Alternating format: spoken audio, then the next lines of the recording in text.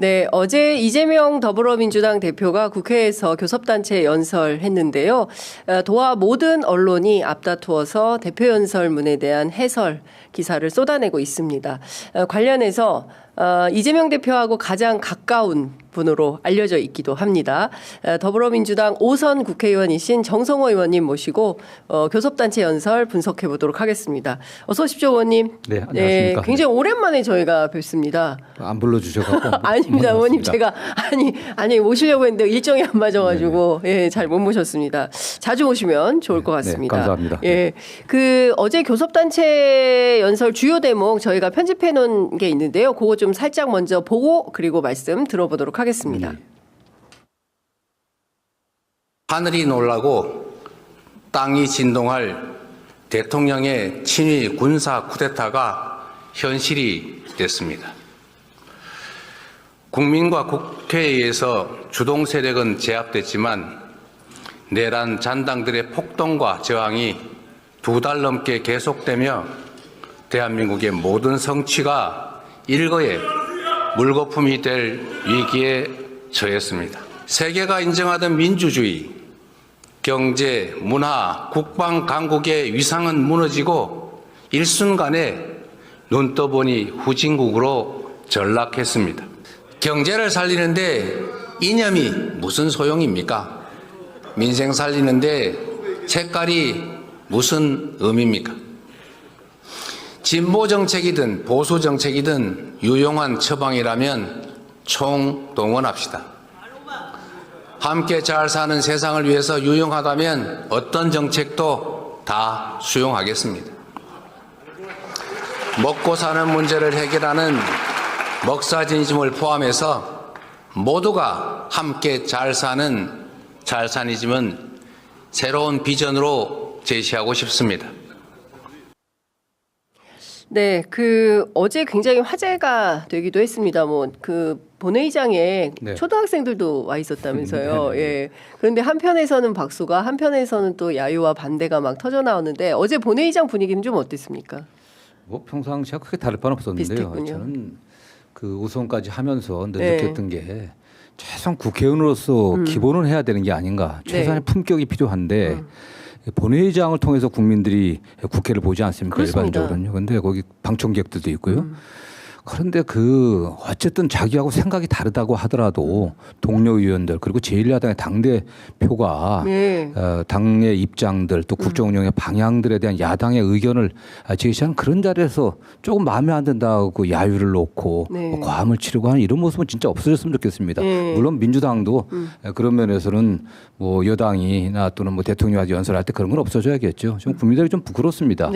그거야 뭐 생각이 다르면 상임위라든가 또 다른 여러 자리에서 토론할 수 있고 논쟁할 수 있는 거 아니겠습니까? 근데 국민들이 보는 데서 또 그 본회의장에서 당대표 연설에 관련해 갖고 특별히 무슨 정치적 공세도 아닌데도 또 야지를 넣고 하는 건 없어져야죠. 네. 그러니까요. 그러니까 말씀 주신 대로 경청이 제일 중요한 것 같거든요. 네, 그러니까 좀 듣기 싫은 소리여도 인내심을 가지고 경청하고 상대방 말 다 끝난 다음에 그 다음에 반론해라라는 게 TV 토론 저희들 출연해서 하는 패널들 사이에서도 일종의 이제 관례처럼 되어 있는데 국회에서 오히려 서로 듣기 싫은 말을 한다고 막 아글아글 쓰고 오늘은 이제 권성동 원내대표가 이제 10시부터 교섭단체 연설할 텐데 민주당은 어떻게 할 겁니까? 저는 모르겠습니다. 저는 뭐 단 한 번도 본회의장에서 그렇게 야유를 놓고는 한 적이 없었기 때문에 경청해야죠.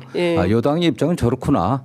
또 정부 여당의 생각은 또 정책 방향은 이런 거구나 한번 들어보고 또 우리가 그게 대해서 이의 제기할 게 있다고 하면 당연히 또 공식적으로 논평하면 되는 거 아니겠습니까? 그렇습니다. 또 국민들이 평가하는 거고요. 근데 사실 이 비상계엄 정국을 지나면서 국회에 대한 신뢰도가 상당히 높아지고 사실 그동안 없었던 전례 없는 일이 벌어지고 있습니다. 그만큼 이제 민주주의의 어떤 최후의 보루로서 국회가 역할을 하고 특히 야당 의원들이 그 역할을 해주는 것에 대해서 국민들이 상당히 큰 평가를 좀 하고 있는 건데요. 전반적으로 이재명 대표의 주요 연설 가운데 핵심 의제 아젠다라고 꼽을 수 있다면 의원님 어떤 것들을 좀 꼽으시겠습니까? 역시 뭐 경제 살리는데 또 이념이 뭐 필요하냐 또는 국민들의 먹고 사는 그 민생의 문제를 살리는데 또 뭐 색깔이 게 예. 무슨 소용이 있냐. 그렇습니다. 어떤 정책이든 간에 예. 국민들이 먹고 사는데 필요한 정책이라고 하면 다 동원하겠다. 또 여당과도 협상하겠다. 네. 우리도 양보하겠다. 예. 또 그걸 대표께서는 뭐 먹사니즘 예. 또는 뭐 잘사니즘 이렇게 표현했는데 예. 국민들이 먹고 사는 문제, 국민들이 잘 사는 문제 여기에 집중하고 거기에 최선을 다하겠다라고 하는 그런 의지를 잘 표명한 것 같습니다. 네. 그 국회의원 소환제에 대해서 국민의힘 쪽에서 막 반박을 하지 않았습니까? 네네. 국회의원 소환제는 필요한 거 아닙니까, 의원님? 필요하다고 저는 생각합니다. 예. 네네. 예. 그러니까 근데 사실 없지 않습니까? 이제 주민 소환은 있는데 네네. 국회의원 소환은 없어요. 국민 소환제는. 이게 한 제가 기억하기로는 2004년도 총선 때부터 그 네. 얘기가 나왔었는데 예. 국회에 대한 국민들의 불신이 굉장히 심한 편입니다. 네. 국회의원들이 임기 4년이 예. 보장되니까 그 안에 무슨 짓을 해도 그렇습니다. 형사적으로 처벌받지 않는 이상 예. 그 직무를 중지시킬 방법이 없습니다. 맞아요. 지금 얼마나 무책임하고 무능한 국회의원들이 많습니까? 지금 대통령이 불법적인 그 위헌적인 네. 쿠데타를 일으켜갖고 나라를 엉망을 만들어놨잖아요. 예. 그런데 그걸 찬성하고 예. 같이 거기에 동조해갖고 예. 외부에 계신 그 지지자들을 선동하는 이런 행위들에서 아무 제재할 방법이 없습니다. 예. 국회의원들의 반헌법적인 또 그 위법한 행동에 대해서 주권자인 국민들의 의사에 반해서 행동하는 그런 거에 대해서 제재하려고 하면요. 네. 결국 이런 제도가 필요한 거죠. 예. 너 그렇게 해서는 안 된다. 너는 그건 주권자인 국민의 의사에 반하는 거 아니냐. 네. 소환할 수 있어야 된다고 보고 있고요. 그동안 이게 여러 차례 국회의원 총선이나 대선 때 제기됐지만은 한 번도 실행이 못 됐습니다. 네. 이번에 다수당인 제1야당의 당대표가 제시를 했으니까 네. 여당에서도 예. 또 긍정적으로 검토해 갖고 예. 좀 했으면 좋겠습니다. 이게 됐을 때 최상목 대행이 또 거부권 행사하는 거 아닙니까? 아니면 정권 교체 이후에 가능한 겁니까? 지금 뭐 이게 문제는 네. 이 국회의원 소환제가 예. 국민 소환제가 헌법 개정 사항이냐 예. 아니면 그 법률 그 제정으로 가능한 거냐에 대한 다툼이 좀 있지만은 네. 저는 한번 뭐 국회에서 입법을 한번 그 해보고 네. 필요성이 있다고 좀 보고 있습니다. 네. 네. 이 또 하나의 중요한 화두가 뭐냐면 노동시간 단축과 네네. 관련된 건데요. 그것도 저희가 준비한 영상이 있는데 그거 잠깐 보시고 또 의견 여쭤보도록 하겠습니다. AI와 첨단 기술에 의한 생산성 향상은 노동시간 단축으로 이어져야 합니다. 창의와 자율이 핵심인 첨단 과학기술 시대에 장시간의 억지 노동은 전혀 어울리지 않습니다. 노동시간을 줄이고 주 4.5일제를 거쳐서 주 4일 근무국가로 나아가야 합니다. 특별한 필요 때문에 불가피하게 특정 영역의 노동시간을 유연화하더라도 그것이 총 노동시간 연장이나 노동대가 회피 수단이 되면 안 됩니다. OECD 국가 가운데 가장 노동시간이 긴 나라가 대한민국인데요. 저희도 사실은 일은 많이 합니다. 제가 보기에 이번에 보니까 국회의원들도 진짜 일을 많이 하더라고요. 국회의원들은 뭐 일주일에 한 네. 70-80시간씩 합니다. 그러니까요. 보통요. 그러니까 뭐 일하는 국회인데 이 정도로 일을 많이 할 줄은 몰랐다. 초선 의원님들이 그런 얘기 하시던데 근데 노동시간을 좀 줄여서 주 4일제, 4.5일제로 유럽은 이제 북유럽 그렇게 가고 있는데 현실적으로 대한민국에서 어떨까라는 것하고 또 하나 이제 지금 충돌되는 것이 반도체법에서 주 52시간 문제를 좀 푸는 것과 관련해서 이 문제는 좀 어떻게 할 건지 어떻게 보십니까? 크게 봐서 그 이재명 대표도 이야기했지만은 네. 그 AI가 이제 일반적으로 좀 활용되기 시작했지 않습니까? 그렇습니다. 굉장히 많은 사람들의 일을 대신하거든요. AI 하나만 제대로 활용하게 된다면 수십 개 일자리가 날아갈 수 있습니다. 네. 그 AI의 발전과 더불어서 전체 그 산업 현장에서 자동화, 예. 로봇의 도입이 굉장히 많아지고 있습니다. 그렇습니다. 우리나라도 예. 그 산업 현장에서도 로봇을 굉장히 많이 쓰는 그렇습니다. 나라에 속합니다. 요새 네. 식당 가보면 다 로봇이 갖다 주잖아요. 그렇습니다. 예. 이렇기 때문에 일자리가 없어지기 때문에 크게 봐서는 그 없어진 일자리에 대응해갖고 노동시간을 좀 단축하고 네. 노동자들의 삶의 질을 향상시키는 방향으로 예. 가야 되겠죠. 예. 문제는 그렇게 되면 그러나 다만 지금 우리나라 같은 경우는 자영업자들이 비율이 굉장히 높지 않습니까? 그렇습니다. 자영업자들 또 서비스 비용이 또 상당히 높은데 예. 이 부분에 있어서는 사실 또 상당히 또 부작용도 나올 수 있습니다. 네. 그렇기 때문에 대표가 일단 뭐 4.5일, 4일제로 나가야 되겠지만 4.5일제를 말씀하셨는데 또 개별 또 산업 현장에서는 다른 입장들도 있으니까 어쨌든 여야 합의해야 되겠죠. 네. 그러나 큰 방향에 있어서는 예. 노동시간 단축 예. 그리고 일자리를 어떤 확대시키는 방향으로 나가야 된다는 걸 보고 있고요. 예. 다만 최근에 문제된 그 반도체법에 관련해서 사실 반도체법에 관련해서 핵심은 네. 노동시간 단축 문제가 아니고 네. 예, 핵심은 그 반도체에 관련된 국가의 지원입니다. 지원. 그, 예, 반도체 지원 기금을 만드는 게 첫 번째고 예. 그래서 지원하는 것이고 예. 두 번째 반도체 제조에 가장 필요한 게 공업 용수하고 전기입니다. 근데 이 공업 용수와 전기 그 인프라를 갖추는데 네. 국가가 지원해 달라. 그걸 해당 기업에서 부담하기에는 너무나 크다. 큰 금액들이기 예, 때문에 예. 일단 국가에 대한 직접적인 지원, 국가의 반도체 기업에 대한 지원과 용수 그다음에 전기에 대한 기반 시설에 대한 지원이거든요. 이건 합의된 대로 처리하자는 겁니다. 사실은. 네. 근데 여당이 지금 딴지를 걸기 위해서 노동행위라는. 그 반도체법 관련해서도 민주당이 우리 김태년 의원을 비롯한 여러 의원들이 예. 막 이런 것들을 법안을 냈거든요. 예, 예. 민주당이 주도하는 모습을 보이기 싫으니까 좀 딴지 걸고 있는 겁니다. 오히려 52시간 노동 시간을 좀 유연화시키는 것은 그 네. 별개의 문제고요.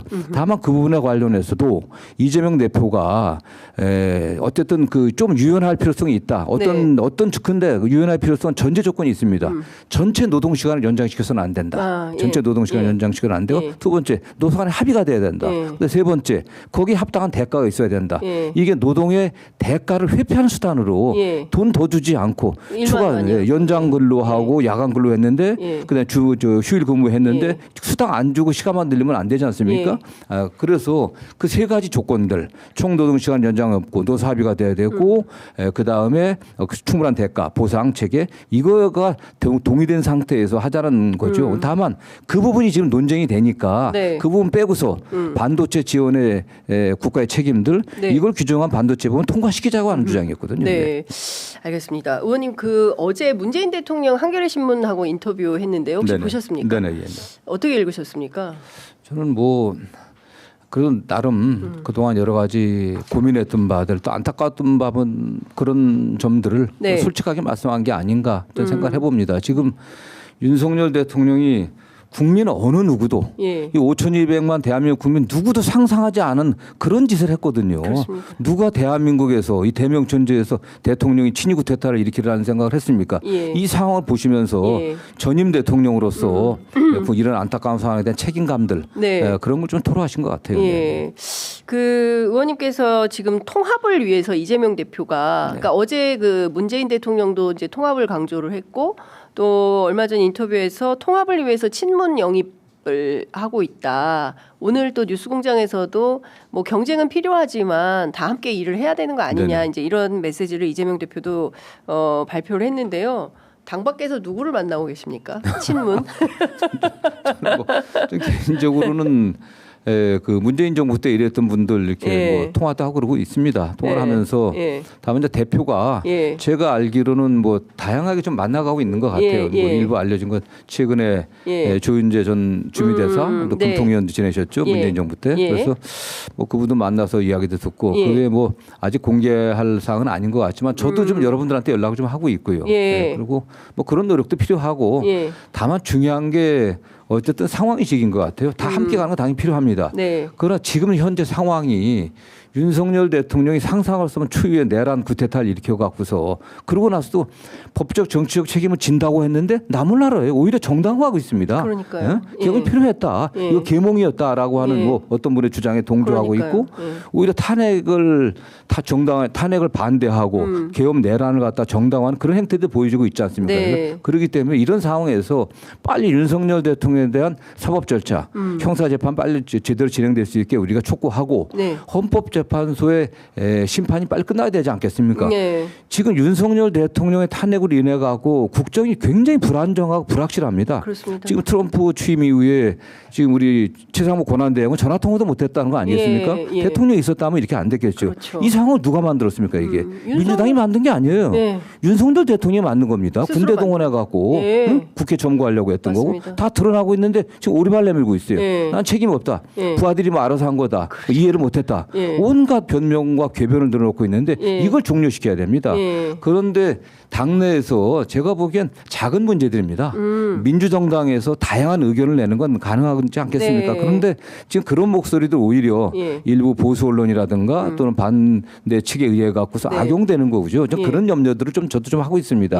지금은 윤석열 대통령이 만들어낸 이 초유의 내란 사태를 빨리 종료시키고 윤석열 대통령 탄핵을 빨리 종료시키는 게 국정안정이 중요하지 않겠습니까? 거기에 힘을 좀 보태야죠. 예, 그 이를테면 임종석 비서실장 같은 경우 그리고 또 김경수 경남지사 뭐 이런 분들이 그 사실상 뭐 세게 비판을 좀 하고 있는 거 아니겠습니까? 이재명 대표를 향해서 이런 비판에 대해서는 좀 어떻게 받아들이십니까? 저는 뭐 그 임종석 실장하고 뭐 개인적으로 이제 친하고 네. 또 가까운 사이기도 하지만 예. 뭐 그런 정도 얘기할 수 있다고 생각합니다. 뭐 그런 걸로 삐지면 안 된다. 그렇죠. 그게 예. 또 김경수 지사도 예. 민주당의 험지인 경남에서 또 도지사로 지냈고 또 노무현 대통령이나 문재인 대통령을 가까이서 모셨던 분은 아니겠습니까? 네. 또 우리 지지자들의 또 지지도 많이 받고 있는 분인데 저는 당을 걱정하는 마음에서 한 거지 네. 뭐 당을 분열시키고 하는 그런 뜻에서 한 것은 아니라고 네. 생각하고요. 다만 그 뭐 김경수 지사나 또 네. 임종석 실장이나 그 외 다른 분들 뭐 김부겸 전 총리나 이런 분들은 다 함께 할 수 있도록 하는 그런 분위기를 조성했으면 좋겠고요. 당에 우리 당을 사랑하는 좀 소위 말하는 강경 지지자 이런 분들도 그런데 너무 예민하게 반응할 필요 없는 것 같아요. 근데 그게. 뭐 엄청 싫어하지 않습니까? 수박. 근데 그런 얘기 저도 많이 듣습니다. 저는 뭐 우리 저 앵커가 아시는 것처럼 저는 제가 온건한 합리주의자라는 평을 받고 대개 뭐 타협해야 된다, 대화해야 된다. 여야가 합의하지 않으면 잘 안 되니까 그 대화 타협해야 된다는 얘기를 많이 하는데 또 그때마다 문자도 많이 받고 또 우리 사무실로 전화도 많이 합니다. 뭐 이재명 속칭 이재명의 좌장이라고 하면서 근데 저는 뭐 좌장이 아니라고 주장하지만 그러니까 그쪽에서는 좌장이라고 참칭하면서 말이에요. 그러면서 무슨 그따위 소리를 하냐는 비판도 많이 받는데 또 우리 당을 사랑하는 분들의 그런 거에 대해서 너무 그분들도 뭐 우리 김 지사나 임 실장도 뭐 과대하게 생각할 필요 없고요. 소신껏 발언하셔도 저는 괜찮다고 생각합니다. 다만 제가 말씀드리는 거는 지금 상황이 너무나 엄중하지 않습니까? 대통령이 구태타를 일으켜갖고 나라를 갖다가 완전 이 풍지박산을 지금 만들어 놓은 거 아니겠습니까? 이 상황에서 거기에도 우리가 또 힘을 모으는데 또 역할도 좀 해주시고 다만 당대표나 대표뿐만 아니라 지도부에 계신 분들이 적극적으로 좀 대화하고 또 함께 할 수 있는 자리를 만드는 필요성이 있다고 생각합니다. 이재명 대표가 임종석 실장과 만나겠습니까? 뭐 왜 못 만나겠습니까? 근데 한 번도 만난 적이 없다는 얘기가 있어가지고. 근데 저는 그러게 이 대표의 상황이라고 하는 게 좀 우리가 냉정하게 본다고 하면은 지금 취임 이후 대표가 된 이후에 뭐 그 전부터 지난 윤석열 정권이 들어선 이후에 하루도 쉴 날이 없었어요. 아시겠지만 대한민국의 전 검찰력을 엘리트 검사들을 다 동원해 갖고 정치 보복하는 수사에 끌려다니지 않았습니까? 뭐 상상해 보십시오. 그런 뭐 수백 번의 압수수색하고 검찰에 끌려가고 일주일에 지금도 2번씩 재판 받아야 되고 그렇잖아요, 사실요. 그다음에 이런 탄핵 사건 벌어지고 굉장히 뭐 윤석열 정권이 국민과 민생을 아예 생각하지 않고 챙기질 않았습니다. 내팽개쳤습니다. 그러면서도 야당의 역할을 하려고 노력했었고 그러다 보니까 그런 시간이 좀 부족했던 거예요. 다른 대표하고 좀 다릅니다. 저는 밖에 계신 분들이 대표가 왜 좀 만나는데 소극적이지 않냐 하지만 물리적 시간 자체가 절대적으로 부족했죠. 그다음에 이재명 대표가 수사할 때부터 재판할 때까지 본인이 변호사이기 때문에 제가 좀 말려도 본인이 사실 최고의 변호사거든요. 꼼꼼히 수사 기록 다 읽어보고 변론 준비하고 신문상 준비하고 이래 왔거든요. 그런 사정들을 이재명 대표가 의도적으로 그분들을 배척한 게 아니라 좀 물리적 시간 자체가 부족했다. 다만 뭐 그렇다고 하면 저나 이 대표 주변에 있는 사람들이 또 그분들을 좀 적극적으로 만나고 또 같이 하는 장을 만들었어야 되는데 좀 그 면에서 저도 좀 부족했다고 좀 자성을 좀 하고 있습니다. 일종의 이제 근데 이런 것도 있습니다. 그러니까 당내에는 노선 경쟁이나 뭐 그런 것도 필요하지 않습니까? 그 정책을 둘러싸고요. 근데 그러기보다는 좀 포용을 해달라라는 식의 얘기. 그러니까 우리도 좀 끼워줘. 이런 느낌을 좀 받는 메시지들이 나와서 이거는 뭐 어떤 방향으로 어떻게 하는 것이 뭐 자리를 좀 드려야 되는 건가? 당연히 같이 해야 될 것이고요. 맞는 말씀입니다. 지금 우리 앵커께서 하신 것처럼 정책이라든가 노선에 관련해서는 치열한 또 토론이 있어야 됩니다. 지금 뭐 당대표가 이런 정책을 발표해도 우리 정책의장 진성준 의원 같은 분들은 자기 입장을 얘기합니다. 그게 건강한 거거든요. 저는 바람직하다고 봅니다. 굉장히 건강한 태도입니다. 뭐 52시간 문제 관련해서도 환노 의원들이나 또 우리 노총 출신들 의원들이 또 반대도 하고 있기 때문에 건강한 거예요. 지금은 그 정책 노선이라든가 정책이라든가 노선 투쟁은 아니거든요. 함께 해야 된다고 하는데 조금 전에 제가 이재명 대표 입장에서 약간의 변명을 했지만은 이 대표도 노력하고 뭐 같이 서로 노력을 했으면 좋겠어요. 네. 다만 대선 수지 조기 대선이 이루어진다고 하면은 저는 뭐 99%가 아니라 100% 그분들하고 함께 하리라고 저는 생각하고 있습니다. 예. 네. 이재명 대표 선거법 재판 관련해서 이제 위헌 제청 심판하지 않았습니까? 그거에 대해서 여권에서는 네네. 이거 굳이 할 필요가 있겠냐, 그냥 재판을 해도 되는데 굳이 이렇게 한 이유는 뭐냐, 뭐 방어권 차원이긴 합니다만 이제 이런 아니 그 위헌법률 심사는 예. 그 형사 재판을 받는 뭐 재판을 받는 그 당사자가 네. 이 내가 받는 이 사건이 적용된 법률이 예. 헌법 위반되는 것 같다면 누구나 할 수 있는 겁니다. 다만 재판장의 판단에서 내가 보기에는 필요성이 없다 하고 하면 예. 기각하면 되는 거고요. 예, 예. 필요성이 있다 하면 헌재에 넘기면 되는 겁니다. 예. 그냥 통상적인 절차의 일부분이에요.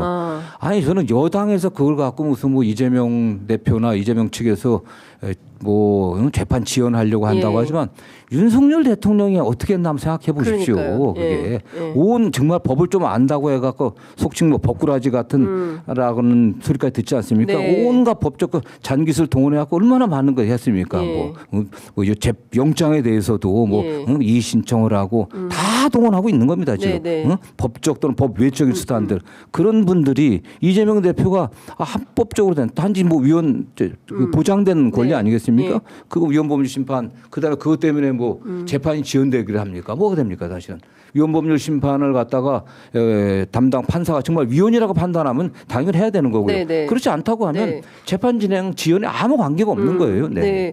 그 선거법 위반 사건은 어떻게 전망하십니까? 무죄, 유죄 어떻게 될 걸로? 저는 뭐 초지일관 뭐 무죄. 무죄라고 생각하고요. 예. 내용을 봐도 사실 그렇지 않습니까? 저는 1심에서 네. 물론 1심 판사가 나름 뭐 법률과 원칙에 의해서 판단했다고 생각하지만 너무 과도한 논리적 비약이 있었지 않았나 생각을 하고 있고요. 네. 그래서 상식적으로 판단한다고 하면은 그 공직선거법 두 사안은 네. 저는 뭐 혐의 사실 두 개 아니겠습니까? 그래서 이거 뭐 무죄 나오는 게 정상이라고 좀 보고 있습니다. 네. 오늘과 목요일 두 차례에 걸쳐서 헌법재판소에서 7, 8차 변론기일이 열리는데요. 사실 지난 6차 변론기일 때 인원 요원 의원으로 상당한 거짓말이 들통이 나서 뭐 더 해봐야 할 것도 없다 이제 이런 얘기도 있긴 합니다. 그래도 뭐 정해진 증인신문 절차가 있으니까 하긴 할 텐데 헌재가 언제쯤 결론을 낼 거라고 보세요? 저는 일단은 그 윤석열 대통령 측에서는 이게 불공정하다고 주장하고 네, 있는데 예. 도대체 뭐가 불공정하다는 건지 모르겠습니다. 네, 뭐 시간도 박근혜 문제 대통령 삼더라고요. 아니 네. 박근혜 대통령 때보다 빠르지 전혀 않습니다. 네. 그때 사안이 굉장히 복잡했습니다. 그렇습니다. 그래도 뭐 93일인가 안에 다 예, 끝났던 예. 거고요. 그다음에 이 사안 자체는 제가 보기엔 너무 단순합니다. 이게 우리가 그 혼동하지 말아야 될 게 네. 형사 재판하고 헌법 재판은 다릅니다. 예. 형사 재판은 그 예를 들어서 누가 뭐 어떤 직원이 예. 회사에 불만 있어 갖고 뭐 부지르려고 했습니다. 뭐 속이 부려 갖고 부지르려고 네. 했는데 결국은 바로 진화가 됐어요. 그래 갖고 이게 불지르는 사람이 방화죄로 처벌받으려고 하면 한 몇 달 걸리겠죠. 구속돼 갖고서 예, 예. 뭐 현주건물 예. 현주건물 방화죄니까 예, 예. 구속이 돼서 뭐 기소가 돼 갖고 재판을 받아야 됩니다. 예. 그러나 그 회사 입장에서는 어떻게 해야 됩니까? 당장 그 직원을 갖다 복직시킬 수 없지 않습니까? 직위 해제되죠. 예. 해고해야 됩니다. 그렇습니다. 그런 거예요, 사실은. 예. 이건 형사 재판 같은 엄격한 증명 절차가 필요한 게 아니라 네. 헌법에 위반했냐 안 위반했냐입니다. 지금 간단해요. 예. 이 비상계엄의 요건에 해당하냐 안 해당하느냐 이 문제입니다. 예. 전지사변 이에 준하는 뭐 비상사태 이거 예. 있잖아요. 예. 이게 전지사변 누가 있습니까? 그러니까요. 누가 거길 인정하겠습니까? 예. 이거는 너무나 그 헌법 위반 사유가 명백하고 더군다나 네. 포고령 같은 경우는 예. 그 자체로 예. 그냥 뭐 위헌이죠. 위헌적입니다. 예. 그냥 그걸로만 판단해도 됩니다. 볼 것도 없어요 사실은요. 예. 그럼에도 불구하고 헌법재판소에서는 윤석열 대통령 측의 여러 가지 그 주장들을 다 받아주고 있는 거죠. 예. 그게. 예. 그러나 와서 본인들이 유리한 증언을 기대했던 분들이 아무리 말을 맞춘다고 하더라도 네. 국민들이 다 지켜보고 있었어요. 예. 진실이 밝혀지지 않겠습니까? 밝혀지고 있는 거죠 사실은요. 네, 네. 그래서 현재까지도 뭐 탄핵을 인용할 만한 증거는 뭐 차고 넘치는 상황 아니겠습니까? 네. 다만 자꾸 방어권 얘기하면서 기회를 달라고 하니까 헌재가 뭐 지금까지 왔는데 국가 안정, 국정 안정, 민생 경제를 위해 갖고 또 국격을 위해 갖고 빨리 조속히 심리를 끝내고 종결하고 어쨌든 심판해야 된다고 보고 있습니다. 뭐 2말 3초 전망하시는 분들이 많은데 의원님께서는 어떻게 판사 출신이시니까 뭐 변호사 출신입니다. 변호사 출신이니까 예, 잘 아실 것 같은데 예. 저는 뭐 예측하기는 좀 어려운 문제지만은 예. 다만 지금 관건은 마은혁 헌법재판관 후보자를 예. 임명하냐 안 임명하냐 예. 그게 좀 있는 것 같아요. 왜냐하면 이분이 들어가게 되면은 예. 그 다시 증거조사 절차를 형식적으로나마 다시 쭉 해야 되거든요. 네네. 그래서 뭐 변론 갱신이라고 얘기를 하는데 그래서 그런 절차를 밟더라도 네. 저는 뭐 3월 중순 이전에는 뭐 끝나지 않을까 저는 생각을 합니다. 네. 네. 그 최근에 뭐 대구나 부산에서 큰 집회가 있고 하는데요. 그 인권위원회 김용원 인권위원이 주장해가지고 결국에는 어제 또 인권위 상당한 그 극우 세력들이 와가지고 일종의 사상 검증 같은 걸 하면서 뭐 이재명 뭐 땡땡땡 해봐, 뭐 시진핑 어쩌고 해봐, 뭐 이런 방식으로 막 했다는 거 아니겠습니까? 예, 이런 상황이 계속 이어지고 또 경우에 따라서는 헌법재판소를 향한 폭동 가능성도 또 예비 또는 준비가 되고 있는 걸로 보입니다. 그런 일은 없겠죠. 뭐 없어야 되겠죠. 예. 저는 이게 내란죄는 안 된다고 하더라도 내란 선전선동은 될 수 있는 거죠, 사실. 예, 예. 이게 뭐 내란이 없어도 그런 행위가 없어도 내란을 선전하고 선동하는 행위는 처벌받아야 된다고 생각하는데 네. 저는 이 모든 문제의 화근, 이 모든 문제의 원인은 윤석열 대통령한테 있다고 보고 있습니다. 본인이 초기는 어떻게 했습니까? 그 내란이 실패한 이후에 네. 국민들 앞에서 이거에 따른 법적 정치적 책임을 회피하지 않겠다고 얘기했습니다. 근데 네. 지금 어떻고 있습니까? 정말 미꾸라지 좀 빨아져 나가려고 어떻게 보면 어떻게든 살아보려고 하는 매우 구차하고 비루한 모습을 보이고 있는 거 아니겠습니까? 네. 그런 과정에서 이 사건뿐만 아니라 어떻든 우리 사회 불만을 갖고 계신 여러분들이 네. 많이 뭐 지금 탄핵 반대에 좀 참여하고 있는데 네. 근데 뭐 탄핵을 반대할 수도 있다고 생각합니다. 그러나 헌법기관들을 네. 헌법기관들의 권위를 훼손하고 더 나아가서는 거기를 직접적으로 물리적으로 공격하려고 하는 이 태도는 진짜 반헌법적이고 위험한 거죠. 예. 윤석열 대통령이 그래서는 안 된다고 얘기를 해야 되지 않겠습니까? 본인 하나 어떻게 뭐 처벌을 받든 처벌을 받지 안 되든 탄핵을 당하든 안 당하든 간에 네. 국가 시스템 자체를 부인하는 행태를 대통령이 그것도 검찰총장 출신의 대통령이 그런 행위를 하는 건 진짜 용납할 수 없는 거 아니겠습니까? 맞습니다. 그게? 예. 아유, 하여간 그 엄중한 상황이 지나가고 있고요. 국가가 제대로 된 정상화가 되는 길에 의원님께서도 함께 많은 도움을 좀 주시면 좋을 것 같습니다. 오늘 말씀은 여기까지 듣도록 하겠습니다. 말씀 잘 들었습니다. 고맙습니다.